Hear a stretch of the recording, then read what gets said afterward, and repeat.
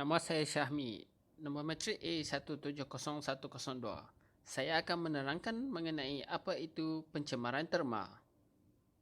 Pencemaran terma mempunyai pelbagai definisi. Oleh itu, saya akan merumuskan apa itu pencemaran terma menerusi pemahaman dan pembacaan saya. Konsepnya ialah perubahan tidak semula jadi dalam suhu badan air semula jadi dan mengatasi mekanisme kawalan suhu semula jadi. Industri atau organisasi buatan manusia lain mengambil air dari sebuah sumber semula jadi dan menyejukkannya atau memanaskannya. Mereka kemudian mengalirkan air itu kembali ke sumber semula jadi. Ianya boleh terjadi di lautan, tasik, sungai, kolam atau jasa air yang lain. Pencemaran terma di persekitaran akuatik boleh terdiri daripada dua jenis, iaitu sejuk dan hangat. Puncanya boleh terjadi disebabkan oleh manusia dan semula jadi. Penyejukan untuk mesin industri dan loji jana kuasa.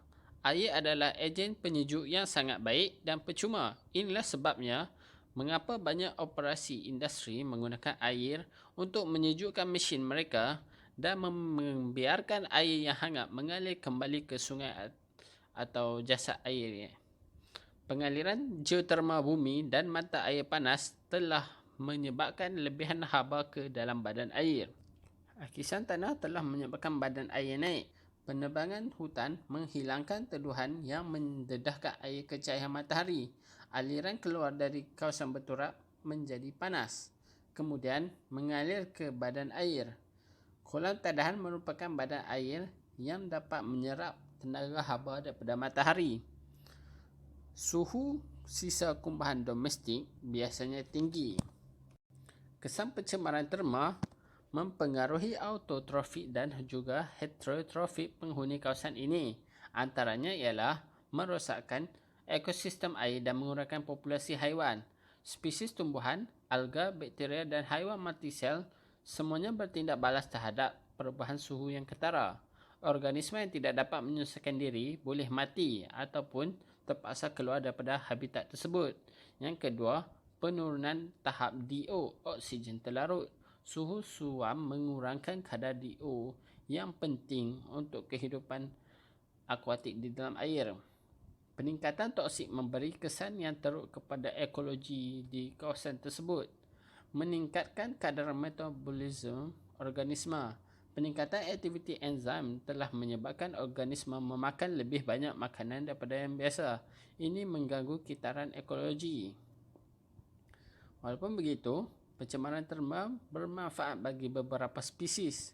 Di Florida, manatee telah menghabiskan musim sejuk di perairan dekat loji kuasa, di mana air yang mereka gunakan untuk menyejukkan loji kuasa telah memanaskan air laut di sekitar itu yang sesuai untuk haiwan tersebut.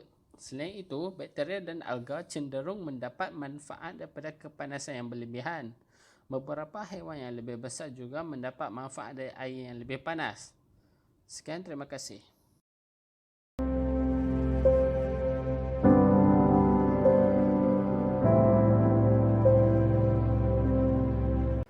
Saya Muhammad Audi bin Isa dengan nombor matrik A165160. Saya akan menerangkan mengenai inovasi untuk mengawal pencemaran terma.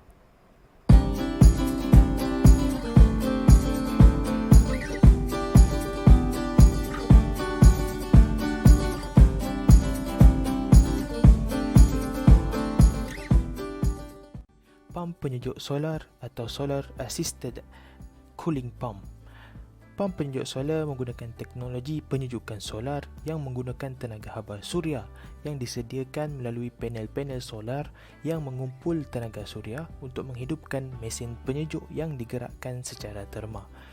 Pam penyejuk solar berfungsi sebagai alat yang menyejukkan air di dalam sistem takungan air sebelum dilepaskan ke badan-badan air.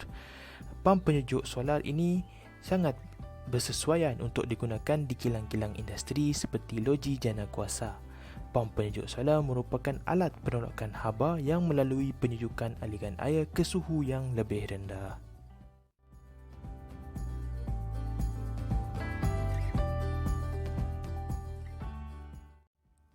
Seterusnya, pam penyejuk solar terdiri daripada sistem termal solar khas yang terdiri daripada panel solar, tangki simpanan, unit kawalan, paip, pam dan penyejukan yang digerakkan oleh mesin terma.